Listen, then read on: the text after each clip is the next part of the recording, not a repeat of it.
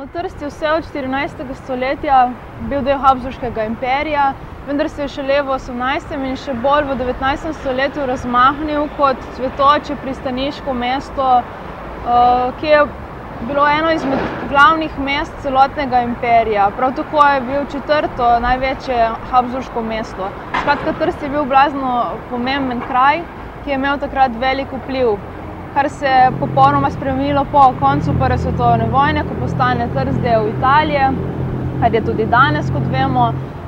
Kajti Trst postane izključne gospodarske točke na Habsburškem zemljevidu, nekaj čisto odročnega, nepomembnega znotraj Apeninskega polotoka. Torej, Trst se je znašel v nekakšni krizi, ki milo rečeno traja vse do danes. In nostalgija je pravzaprav odraz tega. Kajti pri nostalgiji ne gre toliko za to, kakšen je Trst nekoč bil in kako se ga spominjamo, pač pa zakaj potrebujemo to nostalgijo. Torej, nostalgija več pove o sodobnem času in o tem, kaj si želimo za našo prihodnost, kot pa pravzaprav o preteklosti. Torej, nostalgija je v bistvu nekakšen odgovor na to krizo v Trstu in morebitna politična rešitev, ki bi Trst lahko popeljala do svojih nekdanjih, torej vnovičnih uspehov. Težko je povedati, kdaj točno se je ta nostalgija za Habsburškim imperijem, ki je nenazadnje Trstu imel vpliv, oziroma Trst je bil del tega imperija dolga stoletja, vse do konca Prve svetovne vojne, ko je postal del Kraljevine Italije. Vendar takoj neposredno po vojni se ta nostalgija jasno ni razmahnila, Trst je naenkrat moral postati kar se da italijanski.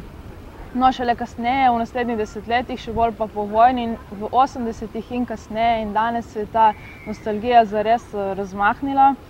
Na enem področju se to zelo močno kaže, in sicer je to urbana krajina, recimo spomeniki, ki se vračajo v mesto. Kaže se tudi na področju kulinarike, izrazito močno pa je ta nostalgija na področju literature.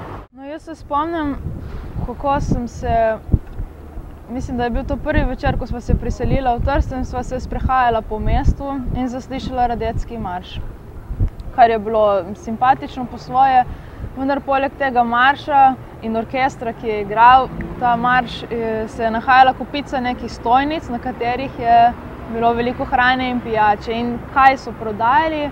Pivo Ottakring, torej dunajsko pivo, in različne jedi, ki so zame bile precej kontinentalne. Torej vsekakor ne tiste jedi, ki bi jih pripisali tako imenovani mediteranski oziroma italijanski kulinariki.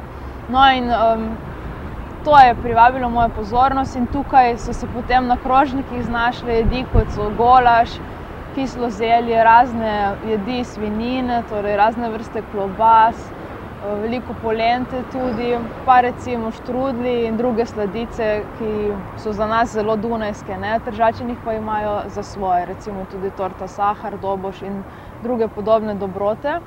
No, jaz sem to opazila in potem začela to spremljati, kljub temu, da, kot rečeno, to pravzaprav ne sovpada ravno z mojo temo doktorske disertacije. Obiskovala sem različne restavracije, se družila in pogovarjala z lastniki teh restavracij in ljudmi, ki so vplivni na tej kulinarični sceni, ki je zelo razvita v Trstu oziroma v celi Italiji. In opazila, da je v zadnjih nekaj desetletjih neka drugačna kulinarika popularna, da so tiramisu in testenine in pico recimo nadomestile povsem druge jedi, ki jih smatrajo za pristne in avtentične za mesto Trst, ker naj bi bile ravno te jedi tiste, ki so jih pripravljali v 19. stoletju. Zanimivo je to, da neke jedi, ki jih mi imamo za slovenske oziroma slovanske, jih tudi oni uporabljajo in promovirajo danes, vendar jih raje zapisujejo na avstrijski način oziroma torej v nemški govorici, ker se jim to zdi boljše in se tudi boljše prodaja, ne?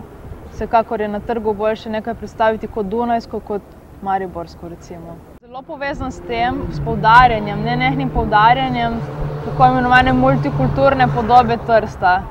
Gre za to, da ti posamezniki, ki širijo te zgodbe, menijo, da je nekoč Trst bil pisan, da je tu bilo ogromno različnih prebivalcev, govorijo predvsem o različnih etničnih skupnostih, ki so spet deljene na različna polja, torej se po njihovih besedah med sabo niso mešale. No in ta podoba je popularna tudi danes.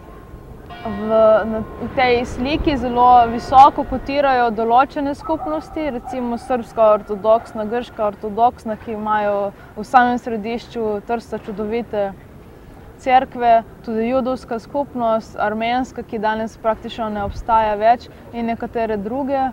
Medtem ko slovanski elementi, ki so nekoč in še danes jasno obstajajo v Trstu, niso tako priljubljen del podobe. Te podobe so pa vsekakor bolj priljubljen oziroma bolj zaželjen kot ti posamezniki, ki so v Trst prišli nedavno. Torej kitajska skupnost, ki je precej močna v Trstu, pa veliko prebivalstva iz vsega sveta. Torej, predvsem bi omenila Kitajce in Romune, ki nekako niso zaželjeni in ki ne predstavljajo del tega mozaika po mnenju večine Tržačanov.